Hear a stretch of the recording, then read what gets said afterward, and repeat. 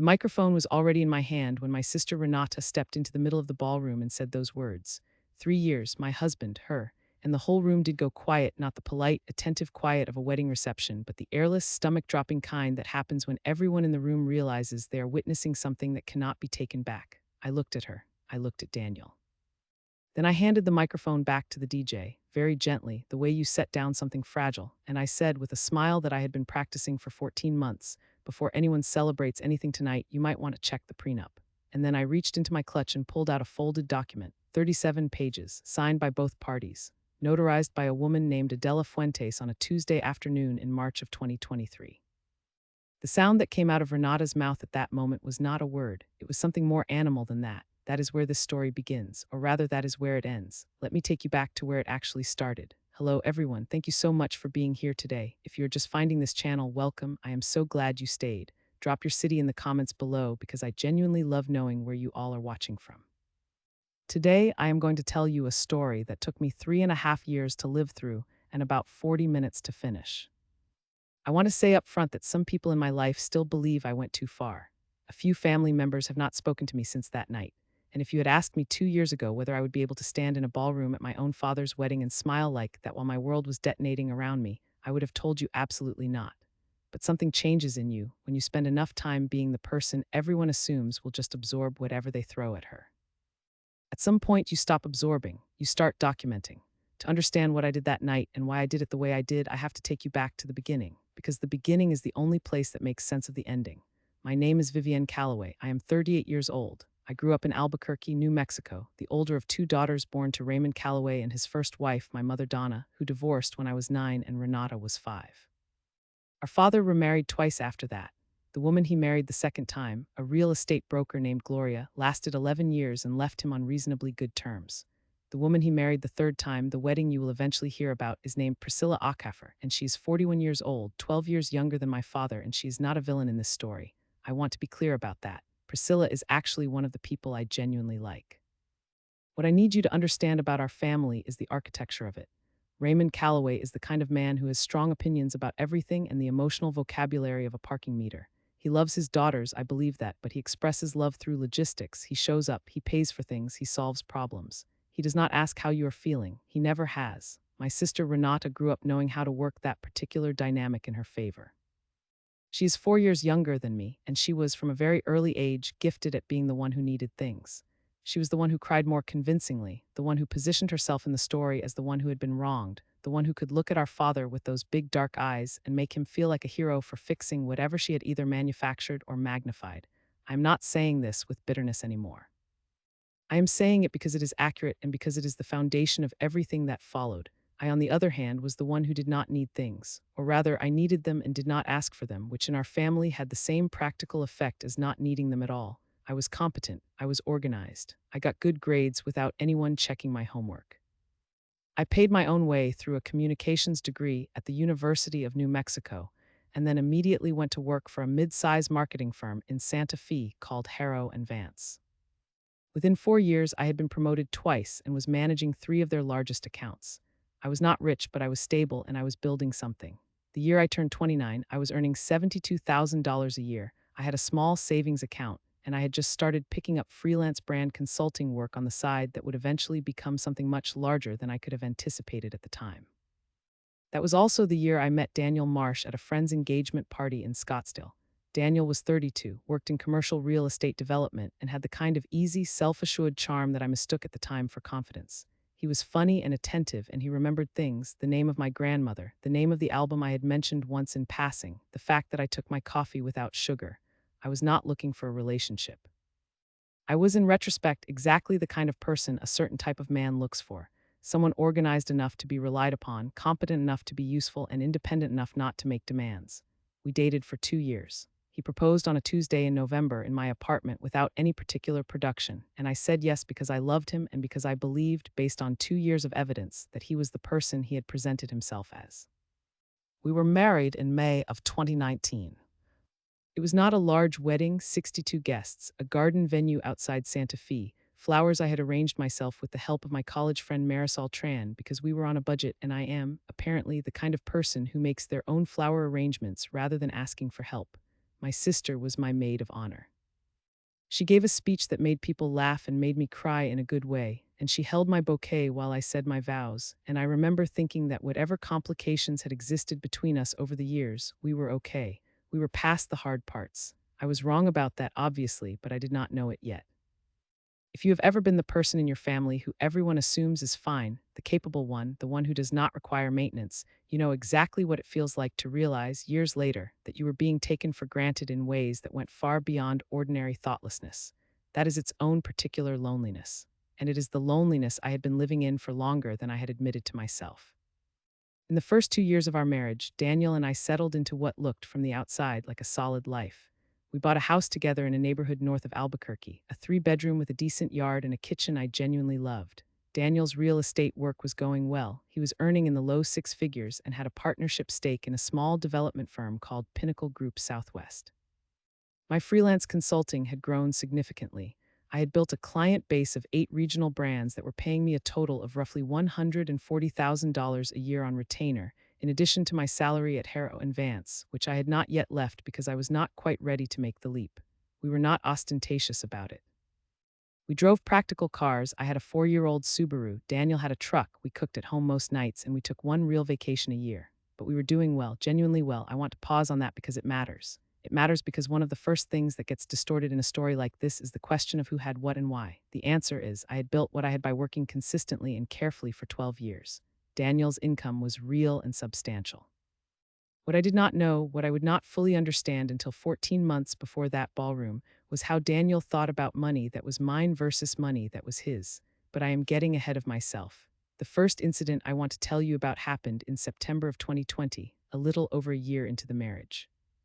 My father had just gotten serious with Priscilla, and we were all invited to a family dinner at his house in Albuquerque, the house I had grown up in, which he had bought outright after my mother left and had never sold. It was a Sunday, early evening, and there were 8 of us around the table. My father, Priscilla, Renata's boyfriend at the time, whose name I am not going to bother with, Daniel, me, and my father's sister, Aunt Cecil, and her husband. It was one of those dinners that feels ordinary on the surface and itchy underneath, the way family gatherings do when people have not quite said all the things that have been building up. At some point, my father mentioned that he was thinking about updating his will. Nothing specific, he just said he had been meeting with an estate attorney and wanted everyone to know that conversations were happening. Priscilla excused herself to check on the dessert, and Renata, without any apparent awareness of the conversation she was derailing, said, "Well, as long as Vivienne doesn't get more than her fair share just because she works more." She said it lightly, the way she said everything, with a small laugh attached so that if you called her on it, she could say she was joking. But Aunt Cecil nodded slowly, and my father cleared his throat, and Daniel looked at his plate. No one said anything on my behalf. Not one person at that table looked at me and said, "That's an odd thing to say." I sat with it for exactly 4 seconds, and then I said very pleasantly, "I don't think fairness and equal shares are always the same thing, but I'll trust Dad to figure that out." Renata smiled. My father changed the subject. And under the table, where no one could see it, I took out my phone and I sent myself an email with a single sentence. September 13th, 2020. Renata told Dad I shouldn't get my fair share. Nobody pushed back. That was the first entry in what would eventually become a very long, very specific, very organized record. I did not know then what I was building. I thought I was just documenting something that bothered me, the way you write things down to get them out of your head. But something in me already understood that clarity was going to matter later. It almost always does. The second incident I want to tell you about is smaller, but in some ways more telling. It was early 2021, February, and I had just landed what was at the time the largest single contract of my consulting career, a regional food brand called Tierra Table that was expanding into national retail and needed a complete brand identity overhaul. The contract was worth $230,000 over 18 months. I was privately almost dizzy with it. It was the kind of thing that told me the freelance practice was not a side project anymore. It was a business. I mentioned it at a family dinner about 2 weeks later, casually, the way you mention good news when you are hoping people you love will be pleased for you. My father said, "That's good vibe." Priscilla said, "That's wonderful, congratulations." And Renata, who had recently started a lifestyle blog that was, generously speaking, in its very early stages, said, "Just be careful not to overextend yourself. You know you have a tendency to take on too much." She said it with such genuine concern in her voice that Aunt Cecil nodded again and said, "She's right, you know, balance is important." I looked at my sister across the table and I smiled. I said, "I'll keep that in mind." And I thought, I signed a $230,000 contract this morning, and you are advising me about balance. Okay, I went home that night and I did not say anything to Daniel about the gap between what I was feeling and what I had shown at dinner. I was already, without fully realizing it, getting very good at that particular separation. That was the thing about those early years. The condescension was so consistent, so woven into the texture of every family interaction that it had become background noise. I had learned to operate through it rather than against it, to treat it as a weather condition rather than a problem to be solved. And that capacity, that habit of going quiet and going internal, would serve me later in ways I could not have predicted, but it would also cost me. Because the same quality that made me good at patience made me slow to see things I should have seen much sooner, which brings me to Daniel. Specifically to the version of Daniel I did not yet know existed, and to my sister, who had been helping herself to him for reasons I still do not entirely understand, though I have had more than enough time to think about it. Because here is the thing no one talks about when they tell stories like this. The betrayal itself, the physical fact of it, is almost never the part that undoes you. What undoes you is the realization of how long it had been happening. How many ordinary moments were actually not ordinary? How many times someone looked you in the eye and chose, deliberately, to keep a secret from you that they had no right to keep?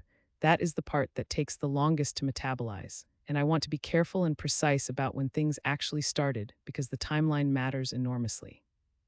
What I know now with documentation is that the relationship between Daniel and Renata began in March of 2021, approximately 22 months into my marriage. What I know from things Renata said later, which I recorded, is that it started as what she called just talking, a category of relationship that people who are doing something they know is wrong like to create when they need something that sounds less damning than what they are actually doing. By July of 2021, it was not just talking. I know this because of the phone records, which I will explain when I get to the part of the story where I found them. But in July of 2021, I did not know any of that. What I knew in July of 2021 was that my marriage was beginning to feel like a long, slightly airless room. Daniel was less present, not dramatically so, not in a way that announced itself, but in the way a light dims when there is a slow power draw somewhere in the system you have not yet identified. He was distracted. He was on his phone more. He started volunteering to drive to my father's house for family events rather than meeting me there, which at the time I attributed to the fact that he got along well with my father and enjoyed the drive. I see now what I was actually looking at, but I did not see it then, and that was just the beginning. By the time I did start to see it, the architecture of what they had built was already surprisingly elaborate, and dismantling it would require a level of patience and precision that I had spent, without knowing it, most of my adult life developing. What Daniel and Renata did not account for, what neither of them ever seemed to understand about me, was that I am the kind of person who keeps records. I have always been that person. Every email I have ever sent professionally is filed by date and client. Every financial transaction I have ever made is documented. I have a note on my phone called Observed where I write down things that seem significant, and I have had it since I was 26 years old. I did not become a documentation person because of them. I already was one. They simply gave me something very specific and very consequential to document. The inciting incident, the moment when the background hum became a noise I could not explain away, happened on a Thursday evening in October of 2021. Daniel had told me he was working late. He did this perhaps twice a month, which was not unusual for his line of work. Development projects have unpredictable schedules. I knew this. I had never questioned it. But on this particular Thursday, I came home from a client meeting in Santa Fe to find that our dog, a 3-year-old beagle mix named Pico, had gotten into the pantry and consumed approximately half a bag of flour and 2 granola bars and was looking extremely remorseful about it. I knew Daniel had come home at some point because his jacket was on the hook by the door and there was a glass in the sink. But he was not there. His truck was gone again. I texted him, working late still. And he replied 40 minutes later, yes, sorry, probably another hour. He came home around 10. He was perfectly normal. He asked about my client meeting. He scratched Pico behind the ears and made a joke about the flower disaster. He was, as far as I could tell, exactly himself. But when I went to put his jacket in the closet that night, a receipt fell out of the pocket. It was from a restaurant in Old Town called Saguaro Table, a place I knew because I had been there twice with clients. Dinner for two, a bottle of wine. The total was $112, and it was dated that evening, timestamped at 7:43 in the evening. He had told me he was at work. He had instead been at dinner with someone. I stood in the hallway for a long time holding that receipt. Then I put it on the kitchen counter where he would see it and waited. He came out of the bathroom 20 minutes later, walked past it, poured himself a glass of water, and went to bed. He either did not see it or he saw it and was not concerned. I could not tell which. I put the receipt in an envelope, and I put the envelope in the back of the filing cabinet in my home office behind the folder for our homeowner's insurance, and I added an entry to my observed note. October 14th, 2021, receipt from Saguaro table, dinner for two. He said he was working. I did not confront him. I want to be clear about that choice. It was a choice. I could have said something that night, and what I would have gotten back was either a plausible explanation, a client dinner, a colleague's birthday, something that could have been true, or a denial, or the beginning of a conflict I did not yet have the tools to finish. I had one data point. One data point is not a case. It is a question, and I am not by nature the kind of person who blows up a life on a question. I am the kind of person who waits until the question has enough answers attached to it that no one can argue with the conclusion. So I waited. And I watched, and I continued to be, as far as anyone around me could tell, the composed, capable, slightly underappreciated older Calloway daughter who was doing well professionally and managing her marriage and her family obligations with the same steady, low-drama competence she brought to everything, which was exactly what I needed them to think. The next 4 months were what I now think of as the calibration period. I was not yet investigating. I was just paying closer attention. I noted when Daniel left earlier than usual, when he came back later, when his phone went face down on the table in a way that struck me as deliberate. I noted when he declined family dinners with reasons that didn't quite cohere. I noted when Renata mentioned him in conversation in ways that seemed specific rather than peripheral, the casual reference to something he had supposedly said that she would only have known if they had spoken recently, the small, knowing quality in the way she looked at him across a room. It was the December dinner that clarified things. My father hosted Christmas Eve at his house, the first one with Priscilla as an official partner, and she had gone to considerable effort to make it warm and generous. There were 12 of us. Renata arrived with a new man, someone she had been seeing for 3 months, and introduced him around with her usual ease. Daniel and I arrived together. The evening was, on the surface, genuinely lovely. Priscilla's cooking was extraordinary. My father was relaxed in a way I had not seen him in years. But halfway through dinner, I watched Renata reach across the table to refill Daniel's wine glass before he had asked, and I watched Daniel's hand shift almost imperceptibly toward her wrist before he caught himself. It lasted less than 1 second. No one else was looking. I was the only one who saw it, and I saw it only because I had been watching for exactly that kind of involuntary reach. I excused myself to use the restroom. I sat on the edge of the bathtub in my father's upstairs bathroom for 3 minutes. I breathed. I thought very carefully about what I actually knew versus what I had just interpreted, and I made a decision. I was done calibrating. I was going to find out exactly what was happening, and I was going to do it in a way that gave me unimpeachable, documented proof, because I already understood on some instinctive level that whatever I found was going to require more than my word against theirs. I came back downstairs. I poured myself more wine. I laughed at my father's story about a plumbing emergency that had happened the previous week. I put my hand on Daniel's knee under the table and he covered it with his own. And I thought, I know, and you don't know that I know, and that is the only advantage I need. The new year arrived, 2022. I began, very quietly, a parallel project. The first thing I did was call my college roommate and closest friend, Marisol Tran, who had over the years since college become a family law attorney in Albuquerque. We had stayed close, lunch 3 or 4 times a year, calls every few weeks, the kind of friendship that does not require maintenance because it is built on a foundation that does not shift. I called her on a Saturday morning in early January and I said, I need to talk to you about something, not as clients, as people. But also possibly as clients. She said, when can you come in? We met at her office on a Tuesday. I sat across from her desk and I told her what I had, which was at that point not very much, a receipt, a series of observations, a pattern I could feel but not yet prove. I told her I was not ready to file anything or do anything official. I told her I needed to understand my options before I had all the information. She listened without interrupting, which is one of the things I have always loved about Marisol. She does not perform concern. She just absorbs things and then responds to what was actually said rather than what she expected to hear. When I finished, she was quiet for a moment. Then she said, okay, here's what I need you to understand. She picked up a pen and turned it over in her fingers. If this is what you think it is, the most important thing you can do right now is document everything that is already yours, not what you jointly own. What is yours? She looked at me steadily. Because if this turns into a divorce proceeding, the first thing any competent attorney on his side is going to do is blur those lines as hard as they can. I nodded. I already knew what she was about to say, but I needed to hear it from someone else. The consulting practice, she said, those contracts, your client relationships, any intellectual property you have created. Make sure all of it is, right now, clearly structured in a way that protects it from commingling with marital assets. I had already begun thinking about this.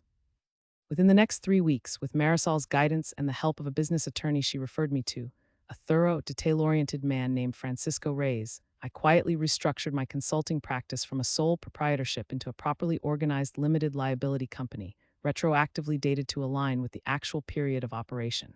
Everything that had been loose was tightened. Every client contract was reviewed and re-executed with the new entity.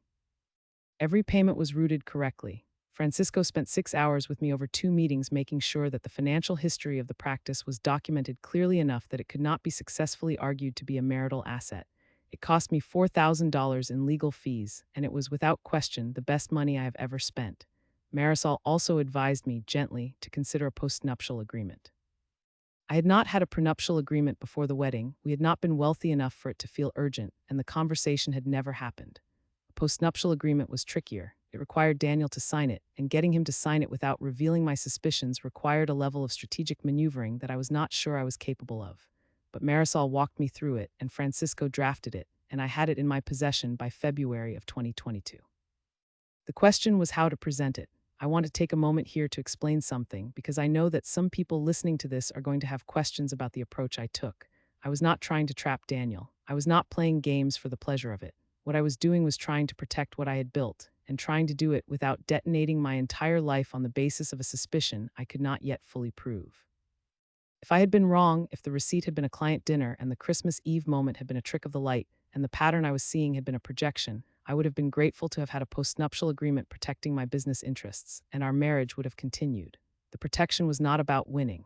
It was about not losing everything in a situation I had not yet fully understood. I presented the postnuptial to Daniel in March of 2022.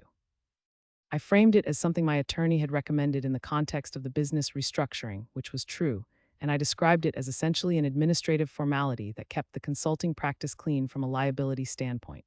I explained it in the language of practicality and professional prudence, which was also a language Daniel responded to because he was, at his core, a practical person. He looked at the document for a few minutes. He asked a few questions. He had his own attorney review it, a colleague of Francisco's who did not raise any significant objections to its terms, and he signed it on a Thursday afternoon in March of 2023. I took the signed document home, had it notarized by Adela Fuentes, and put it in the filing cabinet next to the receipt from Saguaro table. And then I kept building. Because here is what I had not yet told Marisol, and what I had not yet fully articulated even to myself. By the spring of 2022, I was reasonably certain that Daniel and Renata were having an affair. What I did not yet know, what I would not discover for several more months, was that the situation involved more than personal betrayal, that there was a financial dimension to it, that certain things were being moved and obscured and arranged in ways that I was not supposed to see. That discovery would come later. But the groundwork I was laying, the legal structure, the postnuptial, the documentation habit, the relationship with Marisol and Francisco, all of it was going to matter in ways that were still invisible to me in the spring of 2022. What I did know in the spring of 2022 was that the conspiracy between my husband and my sister had found its largest enabler, my father. I do not say this to cast my father as a villain.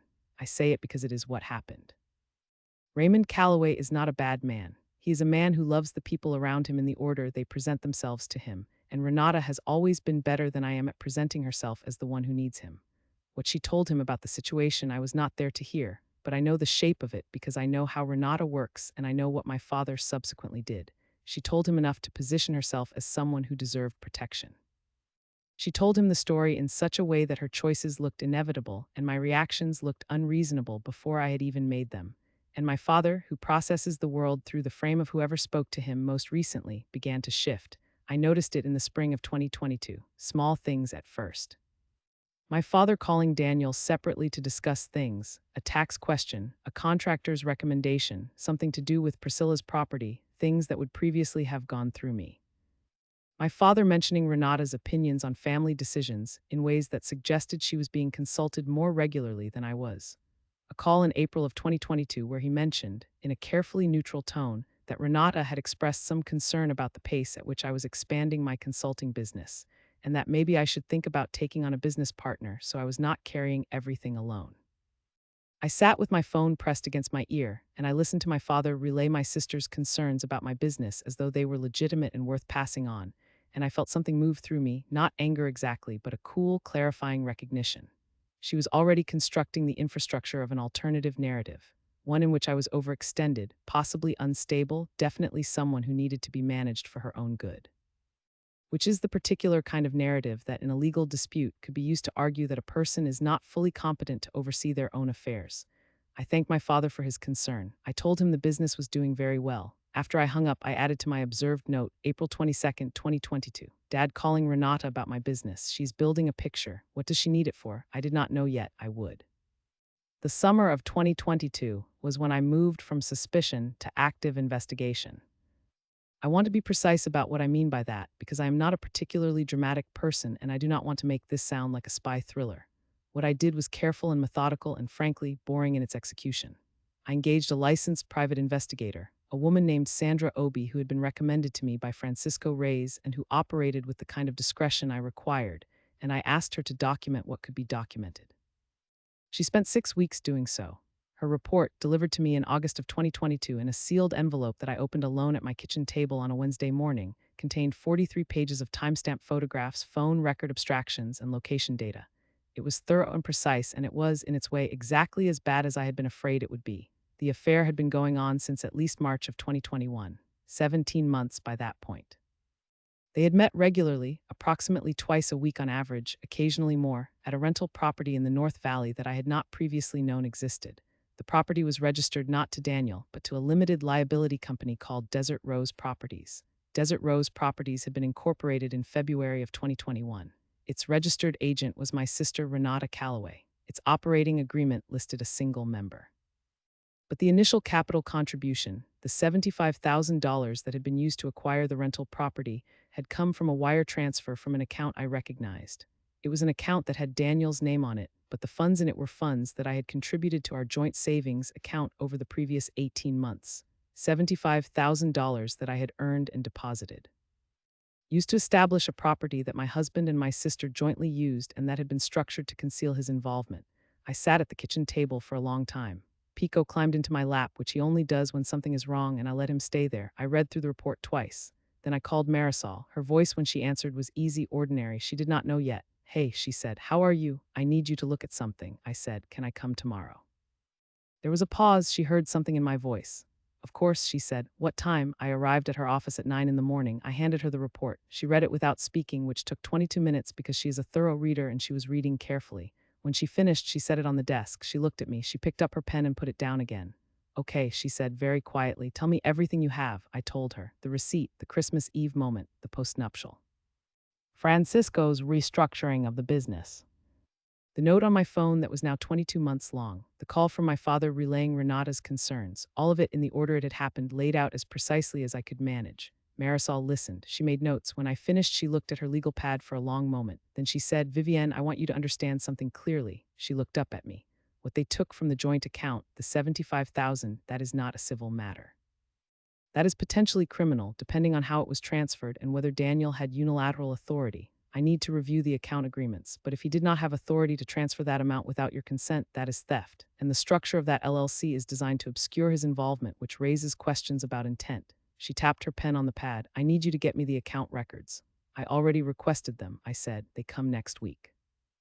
Marisol looked at me for a moment with an expression I had not seen from her before, a kind of focused admiration almost. Then she said, how long have you been sitting on this? The receipt was October of 2021, I said, so just under a year. She let out a slow breath. And you have not said anything to him? No, or to your sister? No. She looked at me for another moment. Okay, she said, then here is what we are going to do.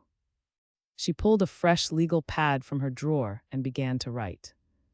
We are going to build this very carefully. We are going to gather everything we need before any of this becomes visible to them. And we are going to be absolutely certain that when you move, you are in the strongest possible position. I nodded. I had already been doing that. I just had not had the proper language for it until now. If you're still with me, stay, because what I did in the next 14 months is the reason I am telling you this story at all. And what came next was more than I had originally thought to look for. The bank records arrived the following week. Marisol and Francisco reviewed them together over the course of 3 days. What they found was not a single transfer of $75,000. It was a series of smaller transfers, 9 transactions over 11 months, ranging from $4,000 to $18,000, all described in the memo line with vague notations. Consulting fee, reimbursement, expense advance, 9 transactions. The total was $107,000. $107,000 transferred from our joint savings account to an account that was, on paper, a business account of Daniel's Pinnacle Group Southwest Partnership, but which the records showed had been funneled through two intermediate accounts before reaching Desert Rose Properties. It was, Francisco said with a flatness that I recognized as the professional equivalent of alarm, a fairly sophisticated structure for someone who was not a trained forensic accountant, which meant that someone had helped design it, or that Daniel was significantly more financially sophisticated than he had presented himself to be. I spent a Saturday afternoon in September of 2022 sitting across from Francisco in his office while he walked me through what the records showed. He had a printout in front of him and he went through it line by line, pointing at each transaction, explaining what it meant and what it would look like to a forensic accountant examining it for purposes of a legal proceeding. The good news, he said, with the precision of a man who chose his words carefully, is that the documentation trail exists. They were not careful enough to eliminate it. The transfers are visible. The LLC formation is public record. The connection between Desert Rose and your husband, while structured to be obscure, is not undetectable. He looked at me. The question is what you want to do with this. I want to understand all of my options first, I said, and then I want to choose the one that leaves me in the best position when this is over. He nodded slowly. All right. Let me walk you through a few scenarios. What emerged from that conversation, and from the subsequent conversations with Marisol over the following weeks, was a strategy that was more complex than anything I had originally imagined when I had started keeping notes on my phone a year earlier. It had three components. The first was the divorce itself and the protection of my assets, which Marisol would manage. The second was the potential criminal exposure related to the transfers, which Francisco was coordinating with a white-collar defense attorney named Tomás Barrera who had offices in Santa Fe. And the third, the piece that I had not initially anticipated but that would prove to be the most strategically significant, was the question of my father's estate. I need to explain why that mattered. In the spring of 2022, around the same time that Renata had begun her campaign to position herself as the family's financial advisor in my father's mind, my father had made a change to his estate planning. I did not know the specifics yet. What I knew was that his estate attorney had requested documentation from me regarding my business, a request that had come through my father as a casual mention over the phone, framed as something the attorney needed for routine estate planning purposes. At the time, I had found it slightly odd but not alarming. By the fall of 2022, with everything I now knew, I looked at that request differently. If Renata had been speaking regularly with my father about my business, about my supposed overextension and instability, and if my father's estate planning was being revised in that same period, the connection between those two things was not something I could ignore. I asked Marisol to look into it quietly. She made a call to a colleague who handled estate matters and asked a few precise questions. What came back was not definitive, but it was directional. My father had, in approximately March of 2022, consulted with an estate attorney about restructuring the distribution of his assets, with a specific focus on the property holdings that constituted the majority of his estate value. The restructuring had not been finalized, but the direction it was moving was toward a structure in which Renata would have primary oversight of any property-based assets, with my share of the estate held in a discretionary trust that required Renata's co-signature to distribute. In other words, Renata was positioning herself not just to inherit alongside me, but to control whether I received anything at all. I sat with that for a long time. Not because I needed the money. I did not need my father's estate.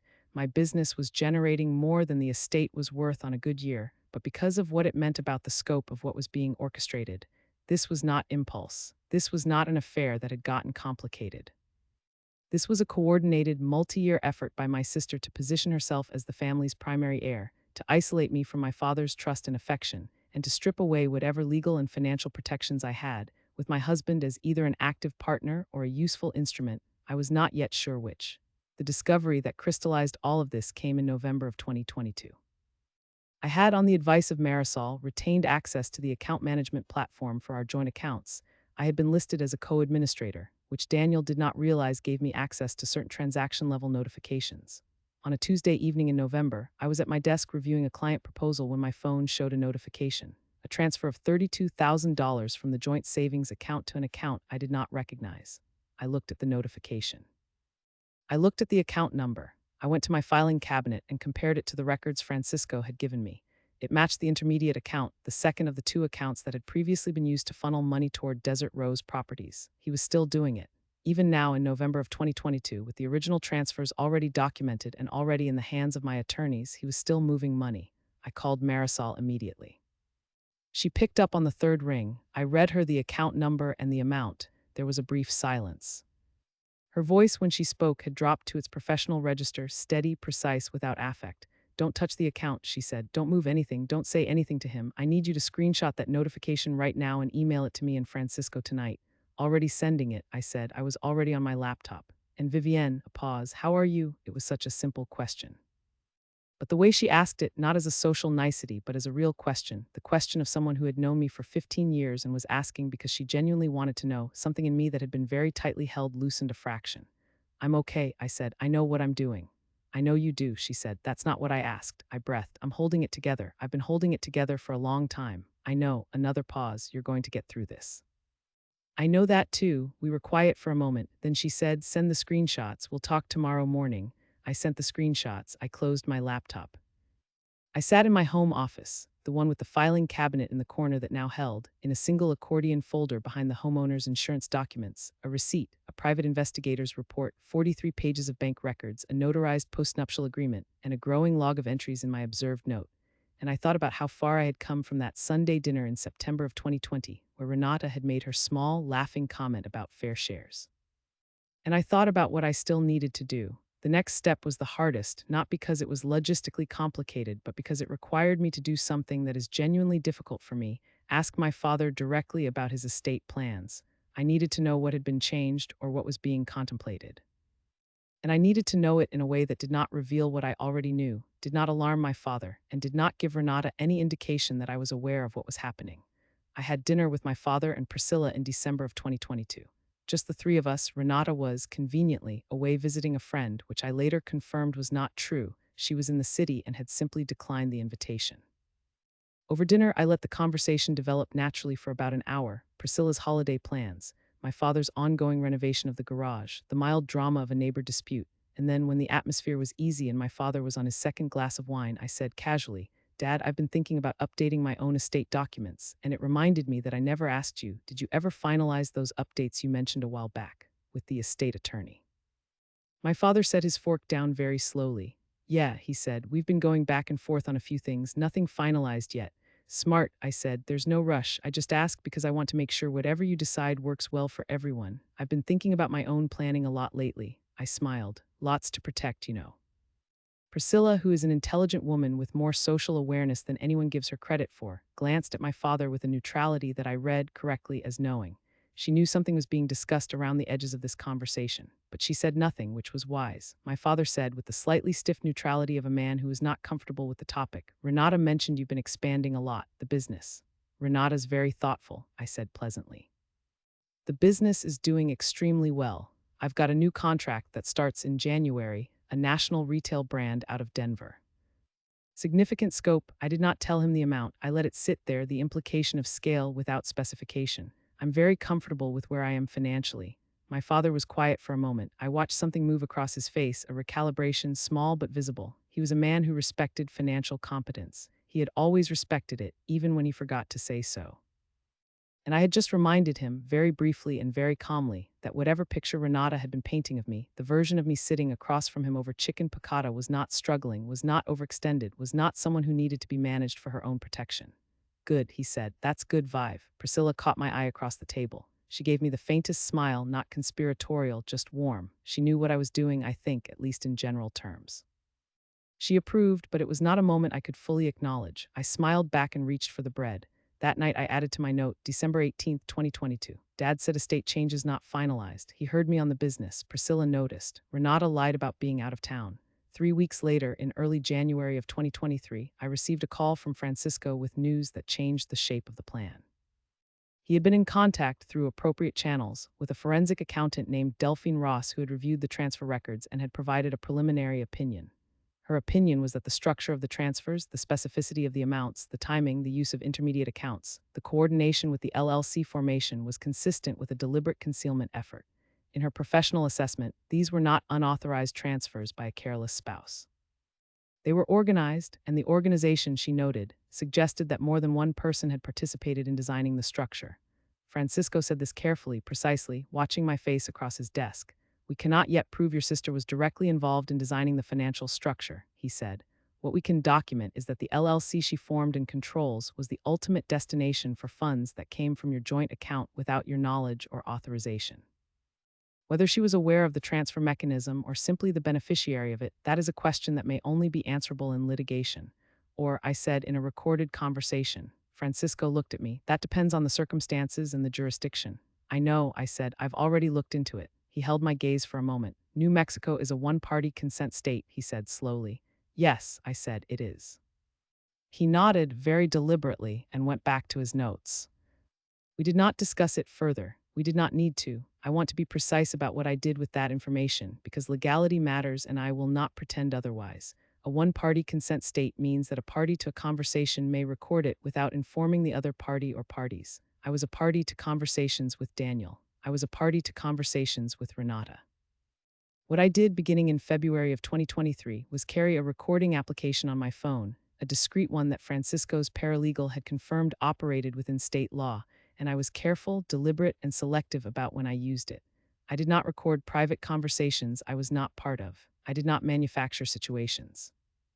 I simply made sure that certain conversations that I had anticipated having, conversations where things were likely to be said that would be significant later, were documented. Over the next several months, I accumulated 11 recorded conversations. 3 were with Daniel, 2 were with my father, in which Renata's name came up in ways that were relevant. 6 were with Renata herself. Of those 6, 2 were particularly significant, and I will tell you what was in them when I reach the part of the story where I used them. By March of 2023, Daniel had signed the postnuptial agreement. He had signed it because I had presented it to him as an administrative formality, which it was in terms of its structure, and because he did not read it with sufficient attention to understand the specific protections it contained. His attorney had reviewed it and had not, from what Marisol could determine, flagged any concerns to Daniel about its implications in the context of what was already happening. Whether that was competence or complacency on the attorney's part is not my business to say. What I knew was that the postnuptial agreement, combined with the business restructuring Francisco had completed, combined with the transfer records, combined with Sandra Obi's investigative report, combined with the recorded conversations, constituted a case that Marisol described in the measured language of an attorney who does not make promises she cannot keep, as considerably stronger than most of what I see. Spring of 2023. My father and Priscilla announced their engagement. They had been together for 3 years. They were happy in a straightforward, uncomplicated way that I genuinely respected. They announced it at a dinner at the house in March, just family, the inner circle, and I said congratulations and meant it, and I watched Renata hug our father with the performed warmth of someone who understood that this event was significant to her plans. If my father married Priscilla, the estate situation shifted. Priscilla would have legal standing, there would be marital property considerations. Renata's projected position as primary heir became more complicated. I watched my sister calculate all of this in the 30 seconds after the announcement, and I watched her recalibrate her expression to something genuinely celebratory. She is very fast. She has always been very fast. What Renata also understood, what I could see her understanding in the weeks that followed, in the way she began pressing my father toward an earlier wedding date, in the way she started offering to help with planning logistics, in the way she began inserting herself into conversations between my father and Priscilla about the future, was that time was now a variable. If she was going to accomplish what she was trying to accomplish, she needed it to happen before Priscilla's legal position solidified too much. She needed to be in the best possible position before the wedding, and she needed me to be in the worst, which is why in June of 2023, approximately 4 months before the wedding that had been planned for October, she made her first overt move. She called me on a Thursday morning, which was unusual. We communicated mostly by text, and she asked if we could have lunch. Just the two of us, she said. There was something she wanted to talk about. Her voice had the careful, slightly musical quality it gets when she is preparing to say something she has rehearsed. I said yes, of course, and I suggested a restaurant near my office for the following Tuesday. As soon as I hung up, I set up my phone. She arrived 7 minutes late, which she always does when she wants to signal that the other person needs her more than she needs them. She ordered a salad and mineral water, and she spent the first 15 minutes of our lunch in light, general conversation, the wedding plans, my father's excitement, the venue that Priscilla had chosen, a small hotel outside of Taos with a terrace that overlooked the mountains. I let her lead. I ate my soup and I asked questions, and I was, as far as she could tell, my usual self, composed, attentive, not particularly suspicious. Then she set her fork down and looked at me directly, which was the signal she always used when she was transitioning to the thing she actually came to say.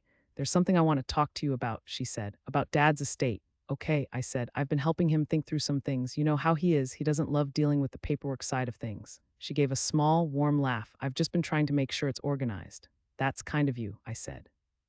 She tilted her head slightly. I think it would make sense for everyone for simplicity if the property holdings were managed under a single trustee structure rather than split. It's just cleaner, and I've been thinking that I'm probably the one best positioned to handle that, given that I have more flexibility in my schedule. A pause. You're obviously very busy with the business. I looked at her. I kept my face pleasant and attentive. I said, "What kind of trustee structure are you thinking?" She explained it. It was, as I had already known from Marisol's preliminary information, a structure that gave Renata administrative control over the distribution of property assets, with my share held in a discretionary trust that required co-signature.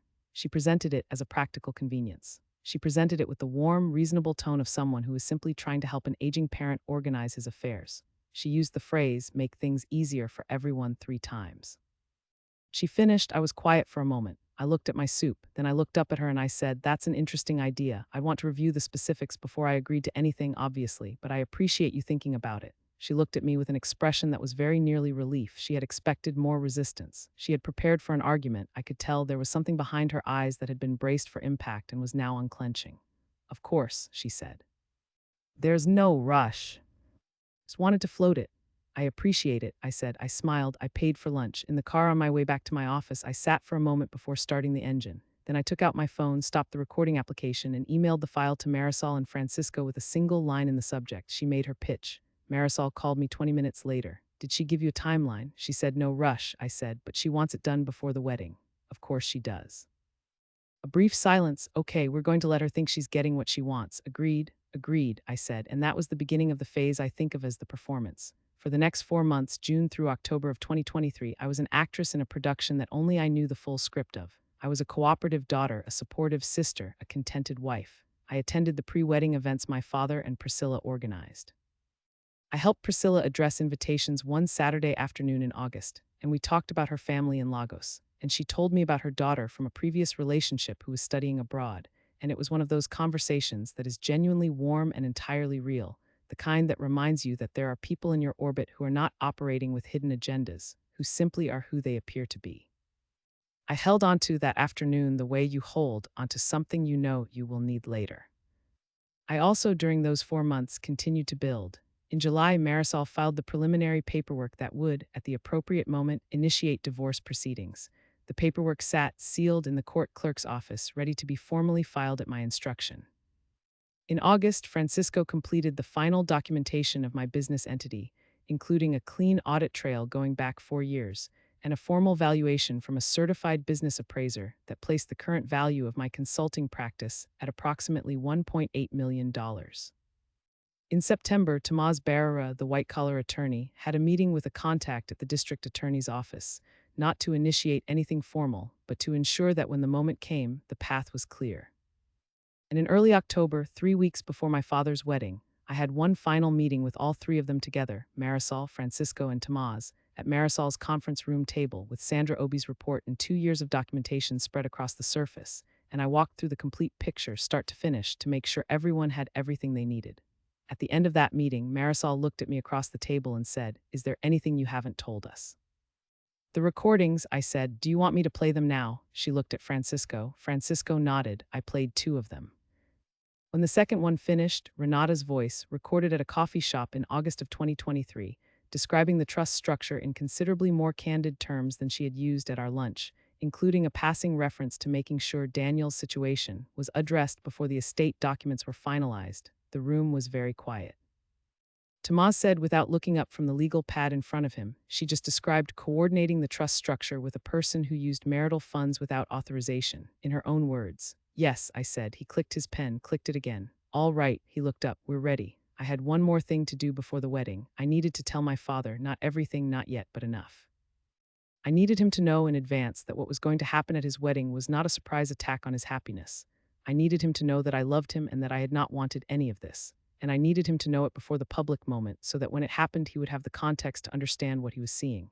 I called him on a Sunday evening, 3 weeks before the wedding, and I asked if I could come over the following morning. Just us. He said yes. I drove to his house and I sat across from him at his kitchen table, the same table where we had had all those dinners, where Renata had made her comment about fair shares 3 years earlier, and I told him a version of what I knew, not everything. Not the recordings, not the financial details, not the full scope of what was going to happen at the wedding, but I told him about the affair. I told him it had been going on for nearly 3 years. I told him I had documentation.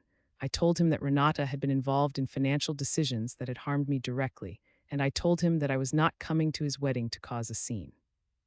I was coming to his wedding to see him married to Priscilla because I genuinely wanted that for him. But I needed him to know. My father listened. He sat very still at his kitchen table, the way people do when information is arriving that they cannot immediately integrate. His hands were flat on the table. He did not look away. When I finished, he was quiet for a long time. Then he said, "How long have you known?" "About 2 years," I said. He looked at the table. He cleared his throat. He said, "Vivienne, I should have." He stopped, started again. "I didn't see it." "I know," I said. "She's very good at this." He looked at me. There was something in his face that I had not seen very often, not guilt exactly, but a kind of raw recognition. "She told me things," he said, "about you, about the business." He shook his head. "I know what she told you," I said gently. "And I know you believed her because she's your daughter and you love her. I know that, Dad. But I need you to understand what she was doing while she was saying those things to you." He was quiet for another long moment. Then he said in a voice that was smaller than his usual voice, "What are you going to do?" "I'm going to come to your wedding," I said, "and I'm going to let whatever she has decided to do happen, and then I'm going to respond to it." He looked at me. He understood, I think, that there was a plan. He did not ask what it was. He is not, at his core, a man who wants to know the details of things he cannot control, but he knew. "I'm sorry," he said. "Vive, I'm sorry." "I know," I said. "I'll see you on Saturday." The wedding was held on the second Saturday of October, 2023, at the hotel in Taos with the mountain terrace. 104 guests. Priscilla wore a deep copper silk dress that was extraordinary. My father wore a charcoal suit he had bought specifically for the occasion and looked genuinely like a man who was exactly where he was supposed to be. I wore a dove gray dress that I had bought in August, fitted, with a silk lining that I had specifically chosen because it had an interior pocket deep enough to hold a folded set of papers and a recording device the size of a thick pen cap. I arrived with Daniel, who was in his usual charming mode, easy and social, making small talk with people he knew, refilling drinks. I watched him across the room sometimes, at the cocktail hour on the terrace, at the dinner table, and I thought about how uncomplicated he looked, how entirely at ease. It was, in its way, almost impressive. Renata was at the far end of the room during cocktail hour, in a red dress that was beautiful and slightly too dramatic for the occasion, which was entirely on brand. She and I embraced when we arrived, the way we always did, and she held my shoulders and said, "You look so good," and I said, "So do you," and both of us were right, and both of us were performing. She looked at me a fraction too long before she smiled, which told me she was measuring something.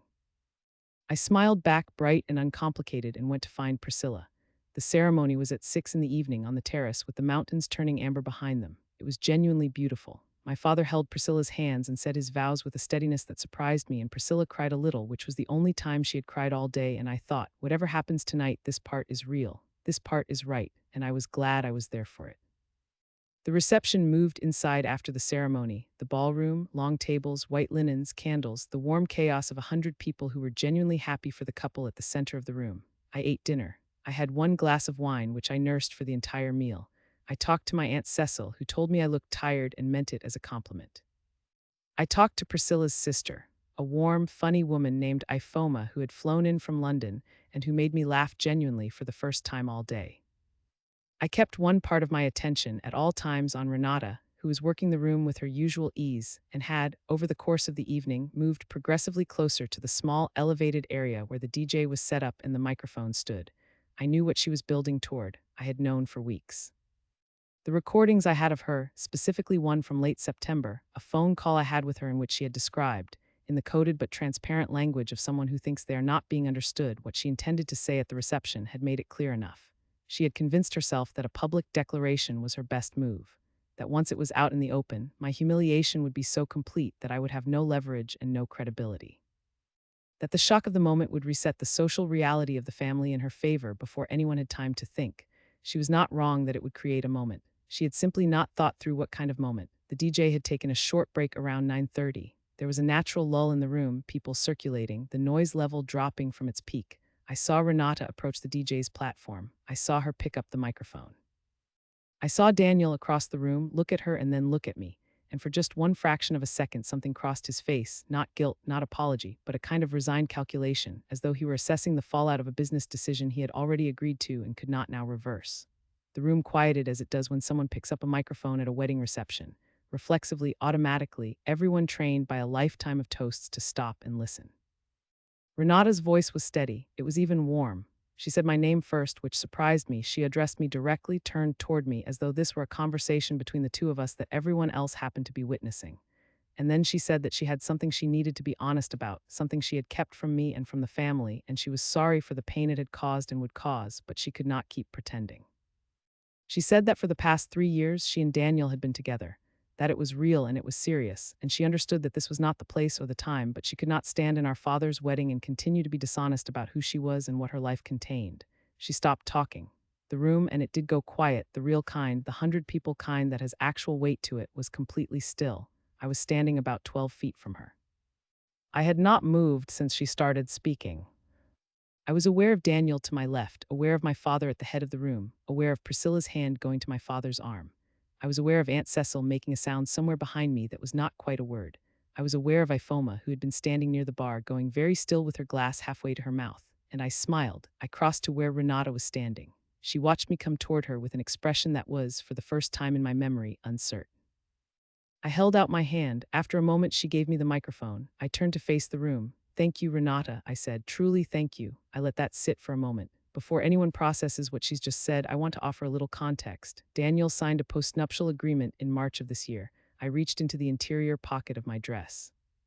It's 37 pages, notarized, and it is extremely specific about what happens to jointly held assets in the event of infidelity or financial concealment.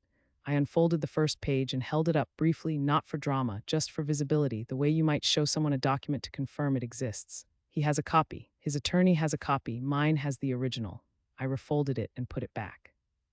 I also have documentation of approximately $107,000 in transfers from our joint account to a limited liability company controlled by my sister, which my attorneys have been building a case around for the past 14 months. A pause. And I have some recordings I think several people in this room might find interesting. The silence in the room had a different quality now. It was not the airless shock silence from 60 seconds ago. It was the attentive, rearranging silence of people who understood they had misread the situation entirely. I looked at my father. He was looking at me. His face was steady. He had known something was coming, even if not the exact shape of it, and what I saw in his expression was not confusion or betrayal. It was, I thought, something close to recognition. The way a person looks when something they suspected for a long time is finally confirmed. I looked at Priscilla, who had her hand still on my father's arm and was watching me with the clear, composed attention of a woman who has spent her life assessing situations quickly and accurately. I looked at Daniel. He had his phone in his hand. He put it in his pocket, then he took it out again. I looked at Renata. She had not moved. Her hand went to her collarbone, to the gold chain she always wore, her fingers closing around it the way they always did when she was trying to find ground beneath her. "I want to be very clear about one thing," I said to the room. "Tonight is Raymond and Priscilla's wedding. I am not here to ruin it. I am here to be honest about something that has been happening in this family for 3 years, and I am here because my sister chose this room to be honest about it first." I looked at her directly. "You wanted it in the open, it's open." I handed the microphone back to the DJ. "Dad, congratulations. Priscilla, welcome to the family." And then I walked back to my table, sat down, picked up my wine glass, and took a long, measured sip. I had been planning that moment for 14 months, and the thing about planning something for 14 months is that when it finally arrives, it is not the explosion you might have imagined. It is quieter than that, more precise. The satisfaction of it is not in the noise, it is in the silence. The complete recalibrating silence of a room full of people who had made an assumption about who had the power in this situation, and who were now, very carefully, revising that assumption. In the days and weeks that followed, the practical consequences moved quickly. Marisol filed the divorce petition the following Monday morning. Tomaz's contact at the district attorney's office, who had been briefed in advance, received the financial documentation package the same week. Francisco sent the business valuation to the court as part of the asset discovery framework. Daniel, through his attorney, attempted to contest several provisions of the postnuptial and was advised, apparently, that the attempt was not going to go well. He did not contest further. Renata retained a family law attorney of her own and spent approximately 3 weeks attempting to characterize the LLC structure as an innocent, independent investment that had nothing to do with the marital finances. Tomaz described this effort in a call with me as ambitious. Recordings, when disclosed to the relevant parties through proper legal channels, functioned as he had anticipated they would. There was a period of formal negotiation that I do not need to detail here except to say that it concluded in a manner that protected everything I had built. My father did not attend any of the formal legal proceedings. He did not need to. What he did do, about 6 weeks after the wedding, was drive to my house on a Sunday morning with Priscilla and knock on my door. I made coffee. We sat in my kitchen, the kitchen I loved, in the house I had already decided I was keeping, and he looked at his hands for a while and then he said, I let her talk me into things. I want you to know I know that. I know you do, I said. The estate documents, he said. I'm starting over with a different attorney. Priscilla is helping me find someone. Priscilla, across the table from me, gave me a look that was warm and direct and entirely uncomplicated. I told him he should have talked to you sooner, she said. He's stubborn. My father made a sound that might have been a laugh. I looked at him, at his hands on the table, at the gray in his hair that had seemed to multiply in the past few months, and I thought, he is my father. He made choices I would not have made. He let someone he loved construct a story about me that was not true, and he believed it longer than he should have. And he is sitting at my kitchen table on a Sunday morning, which is his version of an apology, and it is enough. It is not everything, but it is enough. Stay for breakfast, I said. Pico climbed onto my father's feet under the table, which is the most generous thing Pico does for anyone, and my father looked down at him and laughed, a real one, the kind I had not heard from him in a while, and Priscilla started talking about something funny that had happened at work. And for a little while the kitchen was full of the ordinary, unceremonious warmth that is, in the end, what you are actually fighting for when you fight for yourself. Daniel moved out of the house in November of 2023. The divorce was finalized the following April. The consulting business is, as of this year, generating more than I had ever projected when I was building it in the years before any of this began. I kept the house. I kept Pico. I kept Marisol, who still calls every few weeks, and Priscilla, who has become, quietly and genuinely, something like a friend. I do not know exactly what happened with Renata and Daniel after everything came apart. I have heard pieces that they stayed together for a while, that they did not. I have not asked. I do not need to know. What I know is this. I spent years in my family being the one who was steady enough not to require attention, which meant I was the one who received none. I spent years in my marriage being the one who was capable enough to sustain the weight of things, which meant I was the one who did. And what I learned, not in the ballroom, not in the moment with the microphone, but in the 14 months of quiet, precise, methodical preparation that made that moment possible, is that patience is only a strategy if you know what you're waiting for. If you're waiting for permission, or for someone else to see what you already see, or for the situation to resolve itself, that is not patience. That is hope without a plan, and hope without a plan is not something I have much tolerance for anymore. I knew what I was waiting for, I knew what I was building, and when the moment came, I was ready. Some people in my family still think I went too far. A few have not spoken to me since. And if you made it to the end of this story, I genuinely want to know, do you think I did? The mediation was scheduled for a Thursday afternoon in late August of 2023, 6 weeks before my father's wedding. It was not a formal court mediation. Marisol and I had agreed that a formal proceeding was not what we wanted at this stage. What we wanted was a meeting in which Daniel and his attorney believed they were negotiating a separation agreement, and in which Renata, who had inserted herself into the process on the pretext of being a neutral family representative, believed she was guiding the outcome toward the arrangement she had been constructing for the better part of 2 years. We held it at Francisco's conference room because it was neutral territory with good acoustics, and because Francisco's conference room had, as I had noticed during our many meetings there, a long credenza against the far wall with a built-in power strip behind it, which was a detail that would matter. I arrived 15 minutes early. I was wearing a navy blue dress, low heels, my hair pulled back simply. No jewelry except my wedding ring, which I wore deliberately because I wanted Daniel to see it and feel, for one more hour, entirely confident about how this conversation was going to go. Marisol was already there. She looked at me when I walked in and raised an eyebrow. I gave her the smallest possible nod. She returned it and went back to her notes. Daniel arrived with his attorney, a man named Jeffrey Wills, who had a reputation for aggressive negotiation, and who had, I gathered from Marisol's intelligence, advised Daniel that the postnuptial was likely to be a problem, but that the business assets might be challengeable on the grounds that marital funds had contributed to the consulting practice's growth. It was a stretch, but not an impossible one, and it was the angle they were going to push. Renata arrived 3 minutes after Daniel, on cue, in a cream blazer with her hair down, carrying a leather portfolio that she set on the table with an authority that was entirely constructed but quite convincing. She sat beside Daniel rather than in the middle of the table, which told everyone in the room where her actual allegiance was, though she would have argued otherwise if asked. Jeffrey Wills opened. He was organized and confident and had the smooth, slightly elevated cadence of a man who believes he is always the smartest person in the conference room. He laid out Daniel's position. The postnuptial agreement had been presented under conditions of misrepresentation. He argued, specifically, that I had implied it was an administrative business formality rather than a marital asset protection instrument.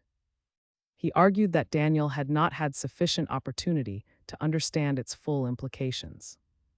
He argued that the consulting business had benefited materially from Daniel's income contribution to the household, which had freed me to build the practice, and that this contribution entitled Daniel to a claim against the business valuation.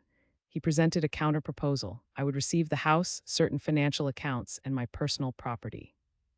Daniel would receive a negotiated share of the consulting business's assessed value. The number his attorney put on the table was $420,000, paid over 5 years. The postnuptial would be set aside by mutual agreement. He finished. The room was quiet. Renata touched her portfolio with one finger, a small, settling gesture like she was straightening something that did not need to be straightened. I looked at the proposal in front of me. I looked at Jeffrey Wills. Then I looked at my hands, flat on the table, and I let a silence develop, not a loaded silence, just the ordinary silence of someone who has heard something difficult and is processing it. I breathed. I let my shoulders drop slightly. I felt Marisol beside me, perfectly still, not touching her own notes. 420,000, I said quietly. My voice was level, but I brought it down slightly, not dramatically, just enough to land as someone who had been hit and was measuring the impact. Paid out over 5 years. That's the proposal, Jeffrey Wills said. There was something in his tone, not unkind exactly, but with the particular efficiency of a man who has delivered unwelcome numbers many times and has learned not to dress them up. I looked at the table. I let my lip press together for a moment. And if I don't agree to set aside the postnuptial, then we litigate, he said it simply. Which will take 18 to 24 months, cost both parties significantly, and involve a detailed examination of your business finances going back to the year the marriage began. A pause. That kind of scrutiny tends to be disruptive. I understood what he was implying. A prolonged discovery process would be expensive and unpleasant and would potentially expose my client relationships and business structure to a level of examination that no business owner welcomes, regardless of whether anything improper had occurred. It was a reasonable pressure point. He was using it reasonably. What he did not know, what neither he nor Daniel nor Renata knew, sitting across from me in that conference room, was that Francisco had, 4 months earlier, completed a forensic audit of the business that was so thorough and so clean that the prospect of litigation discovery did not concern me in the slightest. Every dollar was accounted for. Every client relationship was documented. Every boundary between marital finances and business finances had been drawn with a precision that a court-appointed examiner could trace in an afternoon. Suggestion of disruption was a threat that had no actual teeth. I had pulled the teeth out quietly 18 months ago, but Jeffrey Wills did not know that, and I needed him for the next 40 minutes to continue not knowing it. I looked at Marisol. She gave a small, carefully calibrated nod, the nod of an attorney advising a client to consider a difficult reality. It was the kind of nod she had, I knew, given many times before. It looked exactly like what it was meant to look like. Renata spoke for the first time. Her voice was warm with concern. Vivienne, I think the most important thing here is that everyone gets to move forward. The business is yours. Nobody is disputing that. This is just about finding something that feels equitable to everyone. She folded her hands on the table. I know this is hard, but you've built something real. You can afford to be generous. I looked at her. The phrase "you can afford to be generous" was doing several things at once. It was positioning my resistance to the proposal as selfishness rather than self-protection. It was suggesting that my financial position was strong enough that conceding $420,000 should be easy. And it was delivered in the tone of a trusted family member who was simply trying to help, which would have been persuasive to anyone who did not know what I knew about how she had arrived at this table and what she had built to get here. I said very quietly, "You're right." I let a pause develop. "I think I do need to be realistic about this." Daniel looked at me. His expression had the careful neutrality of a man who had been prepared for a fight and was not yet certain one was not coming. He turned his water glass a quarter turn on the table. I reached for the proposal and I read through it again, page by page, taking my time, turning each page deliberately. On the 3rd page, I stopped and looked up. "This clause," I said. "The one about the business valuation, it's based on the appraisal your side commissioned." "That's correct," Jeffrey Wills said, "and your appraisal figure was 1.3 million. 1.32, yes." I nodded slowly as though I were doing math. I was doing math, but not the math he thought I was doing. "And you're proposing 32% of that." "Approximately, yes, given the contribution analysis." I looked at the proposal for another moment. Then I set it down and I looked at Marisol. I said, with the careful hesitance of someone making a decision that costs her, "Can I have a few minutes with my attorney?" Jeffrey Wills made a gesture of permission. He leaned back in his chair with the ease of a man who expected to be leaving this room shortly with an agreement in hand. Daniel looked at his phone briefly, then put it face down. Renata smoothed the front of her blazer. Marisol and I stepped into the hallway. As soon as the door closed, I said very quietly, "Is it in?" She looked at the door for a moment, then at me. Her voice was barely above a murmur. Francisco put it in at the bottom of page 14, the arbitration clause referencing the postnuptials financial concealment provisions. It's written in language that reads as standard boilerplate. She looked at me. He will not catch it. Jeffrey Wills is good, she said, but he's looking for the asset argument. He's not looking for a trap on page 14. She held my gaze. If Daniel signs this agreement as written, he is formally acknowledging the postnuptial as a valid instrument and agreeing that any subsequent dispute will be arbitrated under its terms, which include the financial concealment provisions. In other words, I said, he signs this settlement today, and he has just agreed that the postnuptial is valid. And that the arbitration mechanism for the financial transfers is binding. I nodded, I breathed. I let my expression do the thing it needed to do, a slight softening, the look of someone who has arrived at a difficult decision through a genuinely difficult process, rather than the look of someone who has just confirmed that the trap is exactly where she put it. We went back into the room. I sat down. I looked at the proposal. I picked up the pen, a simple silver pen that had been sitting beside the document since I arrived, and I want to tell you that my hand, when I lifted it, had a slight tremor. It was the right amount of tremor, not dramatic, just enough to read as a person who was not entirely steady, who was signing something that cost her. I kept my eyes on the document, and I signed on the line on the last page. I set the pen down. I did not look up right away. I gave it 4 full seconds. When I raised my eyes, Jeffrey Wills was already signing his copies with the brisk efficiency of a man concluding a successful meeting. Daniel was looking at the signed document with an expression that I can only describe as relief mixed with a faint, involuntary smugness, the expression of someone who had walked into a difficult conversation and had walked out with more than he had expected to get. Renata closed her portfolio. She looked at Daniel and gave him a small, warm smile that she made sure I saw. I think that's a good outcome for everyone, Jeffrey Wills said. He extended his hand across the table. I shook it. My grip was firm. I said, I appreciate your time. On the way out, as Renata passed me in the hallway, Daniel was ahead of her, already at the elevator. She paused beside me and touched my arm. Her voice was low, with that careful warmth that she uses as a blade. I know this wasn't easy. I just want you to know that I don't want there to be bad feelings between us. Whatever happened, I think we can get past it. I looked at her. I let her see something in my face that she could read as exhaustion or grief or acceptance. I said, I hope so too. She squeezed my arm and walked toward the elevator. I stood in the hallway until the elevator doors closed. Then I turned and walked back to Francisco's conference room, where Marisol was gathering her files and Francisco himself had appeared from his adjoining office with a small, controlled expression that I recognized as his version of barely contained satisfaction. He signed it, I said. Francisco picked up the document and turned to page 14 without looking at the index. He found the clause. He read it one more time. He set the document down and looked at me. He signed it, he confirmed. Marisol was already putting on her jacket. She looked up at me with her real smile, not the professional one, the one I had known since we were 20 years old sharing a dorm room. You okay? Yes, I said. I meant it. Good. She snapped her bag closed because we have 6 weeks. He thought he had one. Everyone in that room thought he had one.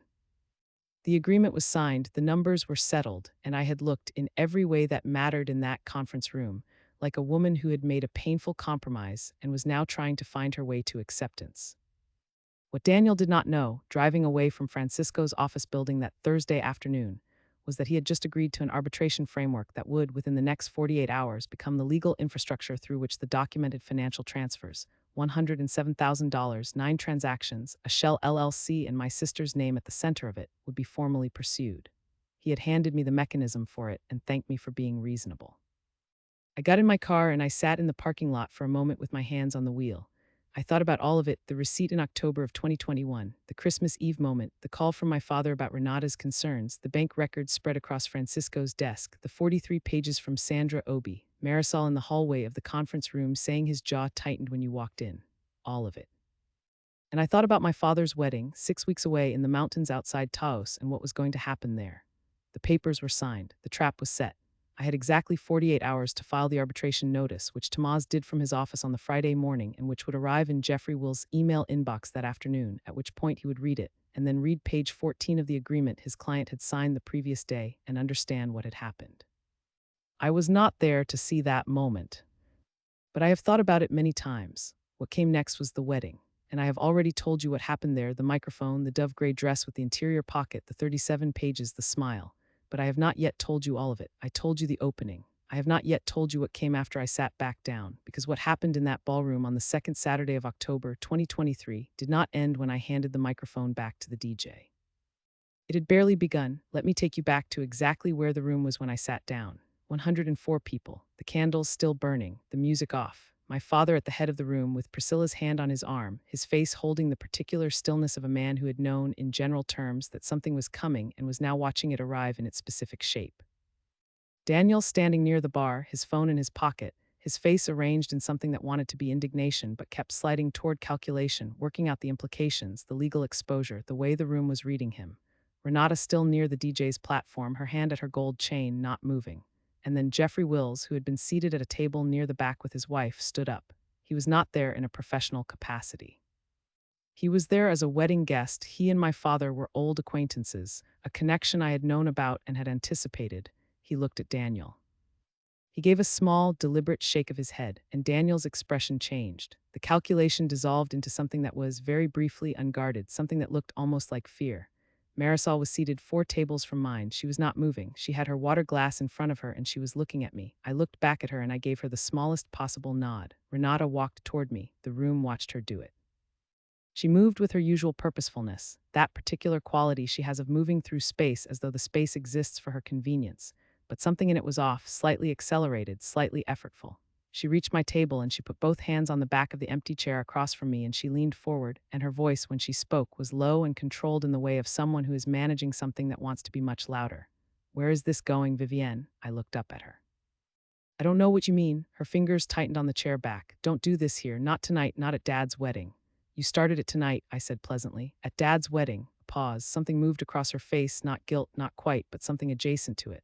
A kind of belated recognition that the sequencing she had planned, the narrative order she had assumed would unfold, was not the one that was happening.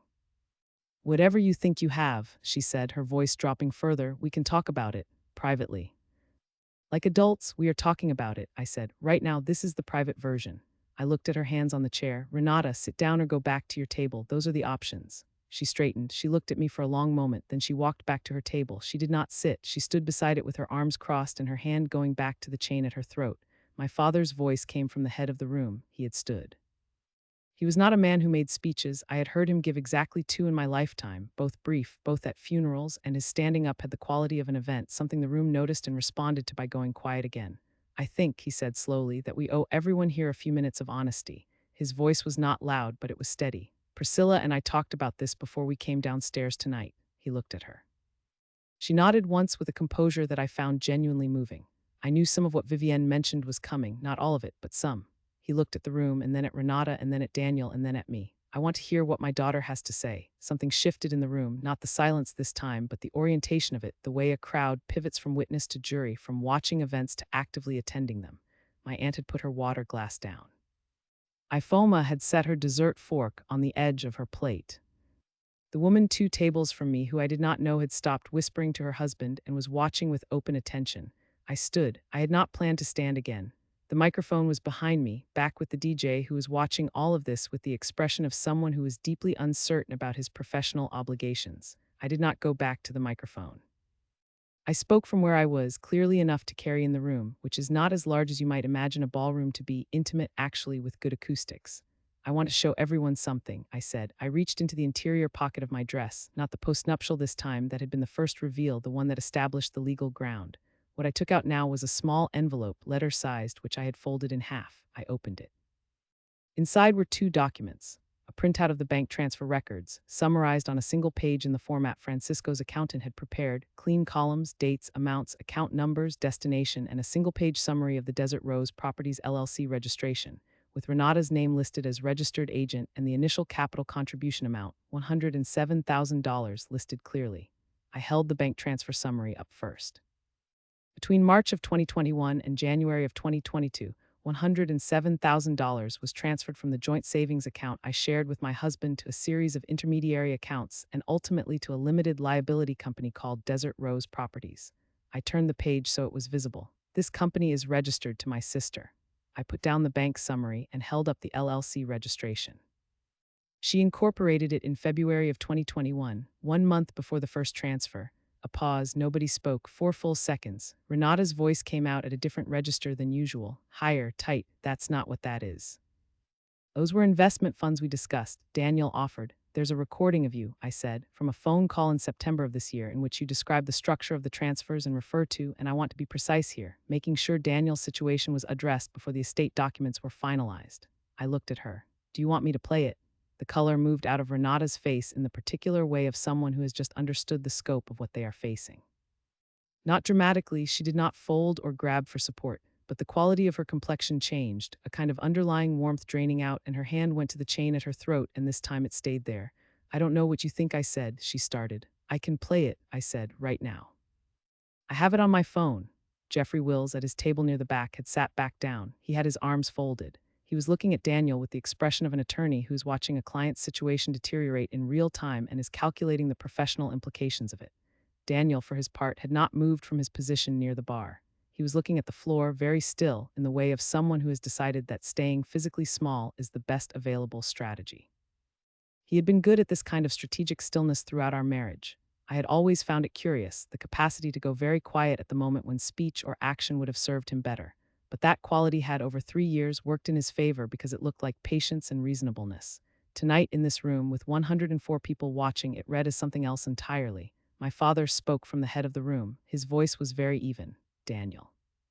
Do you want to say something? Daniel looked up. He opened his mouth. He looked at Jeffrey Wills. Jeffrey Wills gave him a microscopic but unambiguous signal, a slight tightening, a small closing of the hand that said, without words, do not speak without me. Daniel closed his mouth. He looked at the floor again. My father made a sound, not a word, but the kind of sound a man makes when he has arrived at a conclusion he did not want to reach. He sat back down. Priscilla's hand found his. I put the documents back in the envelope. I was not finished. There's one more thing, I said, and this one is for my father specifically. I turned to face him directly. Renata has, for approximately 18 months, been advising you on updates to your estate planning. I know this because you told me, and because some of what she suggested appeared in your conversations with your estate attorney. I looked at him steadily. The specific structure she recommended, the discretionary trust with co-signature requirements, would have given her administrative control over my share of any property assets. It would have meant that if you left me something, she would have had the ability to determine whether I received it. I paused. I am not telling you this to make you angry. I am telling you because you deserve to know why she was telling you I was overextended, why she was describing my business as unstable. Because it was not concern, it was architecture. My father said nothing. He was very still, but something in his face, in the set of his jaw, in the way he was looking at Renata rather than at me, told me he was absorbing this and placing it against other things he knew, other conversations he was now recontextualizing. Priscilla was watching him with a careful attention, and I saw her move slightly closer to him, a small shift that was entirely instinctive and entirely right. Renata had moved away from her table. She was standing at the edge of the open space in the center of the room, and she was looking at our father with an expression I had never seen from her before, not the warm appeal she had always been able to produce on command, but something stripped of that, raw and tactical and a little frightened. She was calculating still. Even now she was calculating. Dad, she said, you know me, you know I was trying to help. Vivienne has always been, she builds walls around things. She doesn't ask for help. She acts like she doesn't need anyone, and I was trying to make sure that Renata, my father's voice was quiet, just her name. But the quality of it stopped her in the way that a single word from a parent can stop you even when you are 41 years old and have spent decades believing you had outgrown that particular mechanism. She stopped. I want you to sit down, he said. She looked at him for a moment. Her hand dropped from the chain. She sat. The room had the quality now of something that had been moving very fast and had suddenly stopped, a held breath, a collective moment of reorientation. Ifoma, 2 tables from me, leaned toward the man seated next to her and said something very quietly. Aunt Cecil had both hands folded in her lap and was looking at Renata with the expression of someone revising a long-held opinion in real time. The couple I did not know, near the windows, had not spoken to each other in 10 minutes. They were watching with the full, unself-conscious attention of people who have forgotten they are at a wedding. Marisol stood. She did not walk toward me. She walked toward Jeffrey Wills, which was the choreography we had discussed. She reached his table and leaned down and said something in his ear. He listened. His expression did not change visibly, but I saw the slight tightening around his eyes that meant he had just been told something that required him to recalibrate. She put a folded paper on the table in front of him. He picked it up. He read it. He looked at Daniel. We need to step out, he said to Daniel, his voice very low and entirely professional. Right now. Daniel looked at him. He looked at me.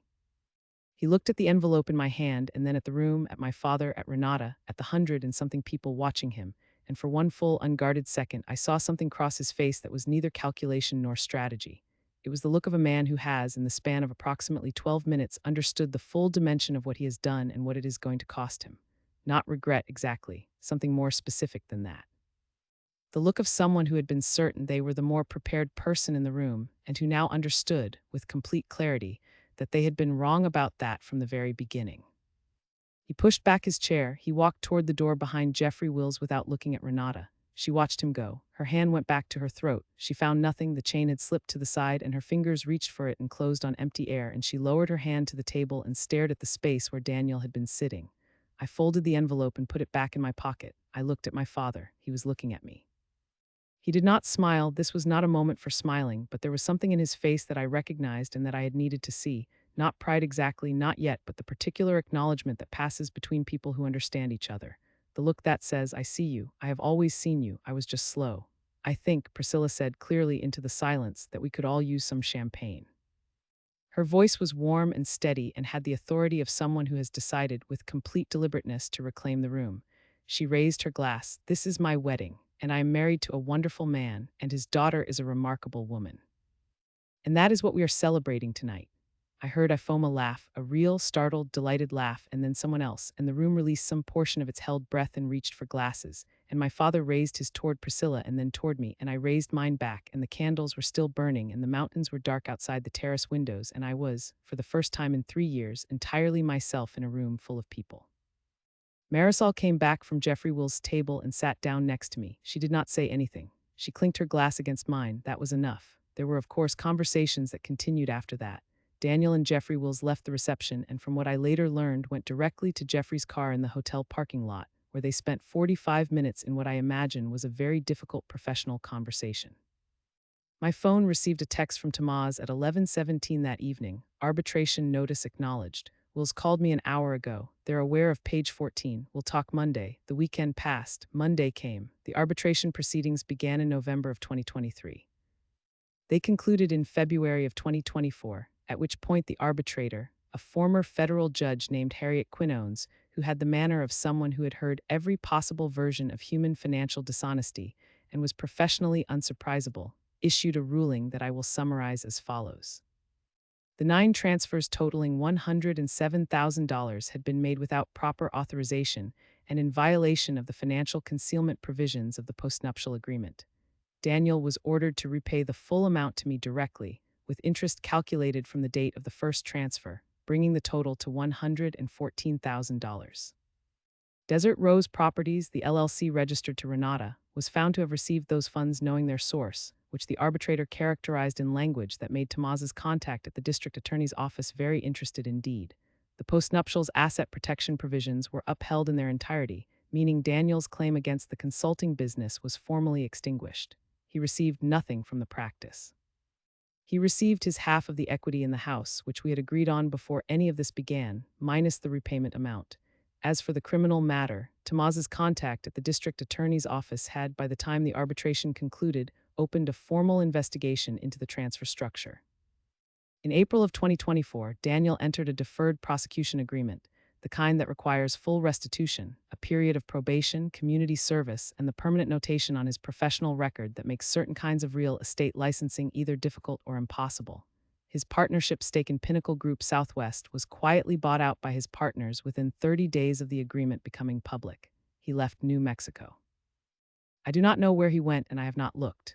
Renata faced a separate investigation related to her role in structuring the LLC. Her attorney, not the one she had retained initially, but a second one brought in when the scope of the exposure became clear, negotiated an outcome that involved a civil settlement, a formal acknowledgement of liability in the financial concealment, and a requirement to dissolve Desert Rose Properties and remit any remaining funds to me. The total she paid between the settlement and the property proceeds was $68,000. She also faced, separately, the consequences of the estate planning maneuver. My father, with a new estate attorney that Priscilla helped him identify, completely rewrote his documents in December of 2023. The discretionary trust structure was removed. The co-signature requirement was removed. I am listed as an equal beneficiary in a clean, straightforward instrument that requires no one's permission but my father's intention. Renata is listed as well because my father is not a man who disowns his children, and I did not ask him to. But the architecture Renata had spent 2 years constructing is gone. My father and I had a conversation about Renata in the spring of 2024 that I think about sometimes. We were at his house, just us, Priscilla having gone to her own daughter's graduation that weekend, and he made coffee and we sat at the kitchen table and he said, after a long silence, "She called me last week." He wrapped his hands around his mug. "She wanted to explain. She had a lot of reasons." "I'm sure she did," I said. He was quiet. "I listened," he said. "I let her talk, and when she was done I told her I needed some time." He looked out the kitchen window. "I don't know what time looks like with her right now. I don't know how long it needs to be." "That's yours to figure out," I said, "not mine." He looked at me. "You're not going to tell me what to do?" "No," I said. "She's your daughter too." He made a sound that might have been a laugh or something else. He looked at his mug. After a while he said, "Your mother used to say you were the one who didn't need anyone." I looked at him. "I know. She was wrong," he said. "I think I was wrong too." He looked at me directly. "You just needed people who actually showed up." I did not say anything to that. I did not need to.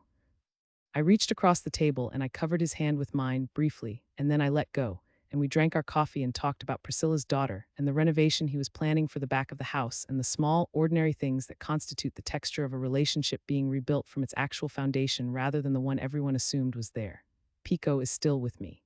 He is 5 now and has developed strong opinions about the brand of dog food I buy. The house is mine outright. I bought Daniel's equity share as part of the settlement, and the mortgage, such as it was, has been paid off. The consulting practice has, in the 18 months since the arbitration concluded, grown to the point where I am no longer doing it alone. I brought on 2 people in the spring of 2024, a strategist named Quaymaser who had been a client referral and turned out to be exactly the kind of thinker I had been missing, and an operations manager named Lynn Nguyen who has, in her first year, already made herself indispensable. The Denver retail contract that I mentioned to my father over chicken piccata is now in its second renewal period. The practice's current valuation, per the updated appraisal Francisco commissioned in January, is $2.6 million. Marisol and I still have lunch 3 or 4 times a year. She asked me at our last one if I had any regrets about how things had gone, not the outcome, the method. Whether I would have done it differently. I thought about it honestly because she deserved an honest answer. I told her that the only thing I might have done differently was moved faster, that there had been a 6-month window in the early part of 2022 when I had enough to make a move but had chosen to keep building, and that during those 6 months another $32,000 had left my account. She said she thought I would have moved faster if I had known the full extent of it sooner. I said I thought she was right, but here is the thing I did not say to Marisol because it would have been too long for a lunch conversation. I do not actually think I would change the pace, because the pace I moved at was the pace that produced the specific outcome I needed, the one where every single document was in order, every legal instrument was airtight, every piece of evidence was obtained properly and could be used without challenge. If I had moved faster, I might have moved sloppily.